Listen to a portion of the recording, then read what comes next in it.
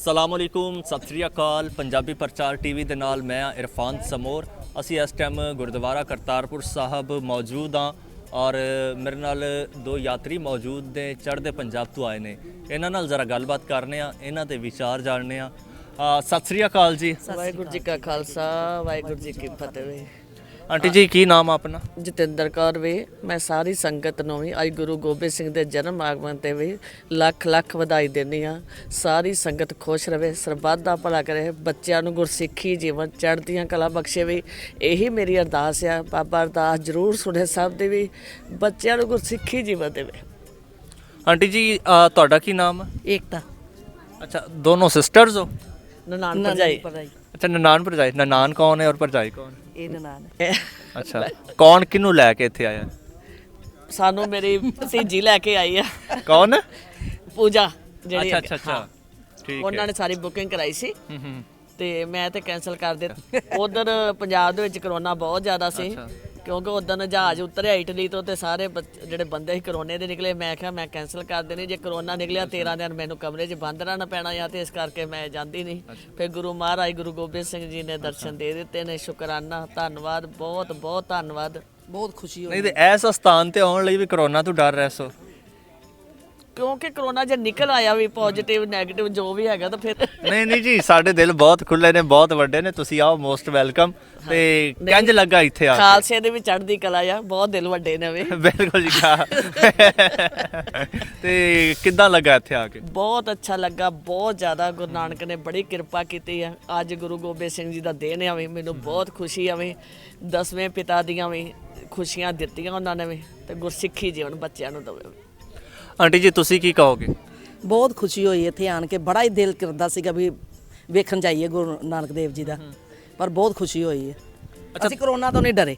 ਅੱਛਾ ਤੁਸੀਂ ਨਹੀਂ ਡਰੇ, ਬਹੁਤ ਅੱਛਾ ਜੀ। ਇਹਨਾਂ ਤਿੰਨਾਂ ਦੀ ਸਲਾਹ ਕੈਨਸਲ ਸੀ ਵੀ ਨਹੀਂ ਜਾਣਾ। ਮੈਂ ਕਿਹਾ ਨਹੀਂ ਜਾਣਾ, ਅੱਛਾ ਬਾਬਾ ਜੀ ਜ਼ਬਰਦਸਤ। ਆਪੇ ਦਰਸ਼ਨ ਦੇਣਗੇ। ਹਾਂ, ਦੇਖੋ ਜੀ ਤੁਸੀਂ ਇਰਾਦਾ ਕੀਤਾ ਔਰ ਬਾਬਾ ਜੀ ਨੇ ਕਿਰਪਾ ਕੀਤੀ, ਅੱਜ ਤੁਸੀਂ ਇੱਥੇ ਆ ਅਸੀਂ ਗਏ। ਕੀਤਾ, ਹਿੰਮਤ ਉਹਨਾਂ ਨੇ ਕੀਤੀ, ਬਾਬਾ ਜੀ ਨੇ ਔਰ ਸਾਨੂੰ ਸੱਦ ਲਿਆ। ਹੁਕਮਨਾਮਾ ਵੀ ਬਹੁਤ ਸੋਹਣਾ ਆਇਆ। ਔਖੀ ਘੜੀ ਨਾ ਦੇਖਣ ਦੇ ਆਪਣਾ ਬਿਰਦ ਸੰਭਾਲੇ ਵੇ। ਔਰ ਉੱਤੋਂ ਫਿਰ ਮੌਸਮ ਵੀ ਦੇਖੋ ਹਾਂਜੀ ਕੈਸਾ। ਮੌਸਮ ਵੀ ਬਹੁਤ ਸੋਹਣਾ ਵਧੀਆ ਹੋ ਗਿਆ। ਇਹ ਤਾਂ ਬਾਬੇ ਦੀ ਕਿਰਪਾ ਸੀ ਕਿਉਂਕਿ ਮੈਂ ਨੈਟ ਵੇਖਿਆ ਸੀ 9 ਤਰੀਕ ਨੂੰ। ਉਹਨਾਂ ਕਿਹਾ ਕਿ ਪੂਰਾ ਸੂਰਜ ਆਵੇ ਤੁਹਾਡੇ ਤੇ, ਪੂਰਾ ਗੁਰੂ ਨਾਨਕ ਦੇਵ ਜੀ ਕਿਰਨਾਂ ਪਾਉਣਗੇ ਵੀ ਚੜ੍ਹਦੀ ਬਹੁਤ ਕਲਾ ਖੁਸ਼ੀ ਚਲਾਓਗੇ ਹੋਈ ਵੀ। ਵੇਖ ਕੇ, ਬਹੁਤ ਖੁਸ਼ੀ ਹੋਈ। ਤੇ ਆਪਣਾ ਇਲਾਕਾ ਕਿਹੜਾ ਵਾ ਪਿੱਛੇ? ਅੰਮ੍ਰਿਤਸਰ ਸ਼ਹਿਰ ਜਾਂ ਪਿੰਡ? ਨਹੀਂ, ਅਸੀਂ ਜਲੰਧਰ ਦੇ ਆਵੇਂ। ਅਸੀਂ ਸਾਡਾ ਪਿਛਲਾ ਬੇਗੋਵਾਲ ਦੇ ਅਸੀਂ ਵੀ ਬੱਚਾ ਜੀ ਵੀ ਬੇਗੋਵਾਲ ਵੇ। ਤੇ ਸਾਡੇ ਦਾਦਾ ਜੀ ਇੱਥੋਂ ਦੇ ਪਾਕਿਸਤਾਨ ਦੇ ਸਨ, ਜਿਹੜੇ ਸੌਰਾ ਸਾਹਿਬ ਸੀ ਉਹਨਾਂ ਦੇ। ਅੱਛਾ ਪਾਕਿਸਤਾਨ ਦੇ ਸੀ? ਹਾਂਜੀ ਆ ਕਿਹੜੇ ਇਲਾਕੇ ਦੇ? ਸਿਆਲਕੋਟੀ ਖਰੇ ਕਿਹੜਾ ਕਹਿੰਦੇ ਨੇ, ਸ਼ੇਖੋਪੁਰਾ ਦੇ। ਹਾਂ ਸ਼ੇਖੂਪੁਰਾ ਲੱਗ ਗਈ ਹੈ। ਹਾਂਜੀ। ਤੇ ਜਦੋਂ ਪਿਛਲੀ ਵਾਰ ਅਸੀਂ ਆਏ ਸੀ ਉਦੋਂ ਇਹਨਾਂ ਨੂੰ ਸਾਰੇ ਭਰਾ ਬਹੁਤ ਮਿਲੇ ਵੀ, ਬੜੇ ਖੁਸ਼ ਹੋਏ ਵੀ।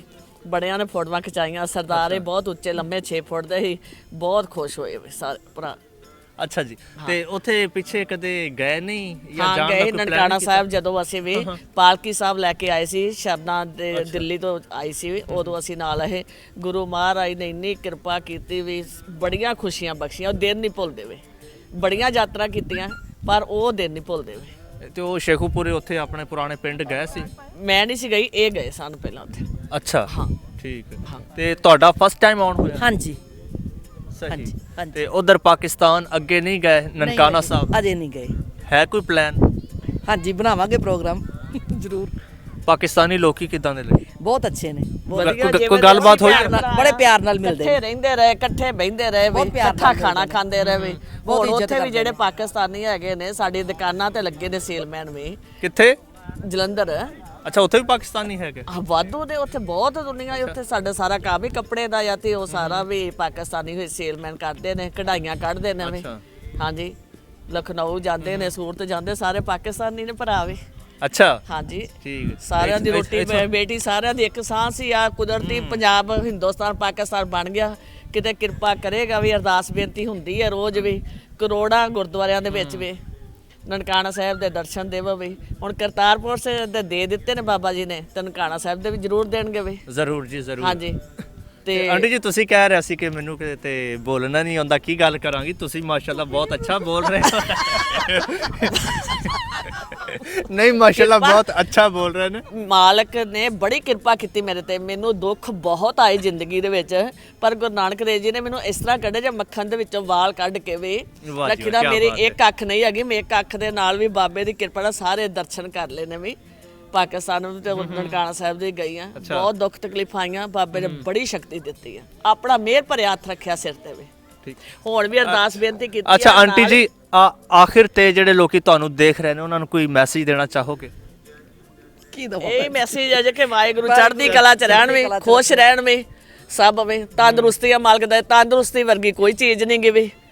ਤੇ ਵਾਹਿਗੁਰੂ ਅੱਲਾ ਦੋਵੇਂ ਪਾਸੇ ਪਿਆਰ ਨਾਲ ਸਾਰੇ ਮਿਲਦੇ ਰਹਿਣ ਵੀ, ਕੋਈ ਕਰੋਨਾ ਨਾ ਆਵੇ, ਸਾਰੇ ਬੱਚੇ ਖੁਸ਼ ਰਹਿਣ ਵੀ।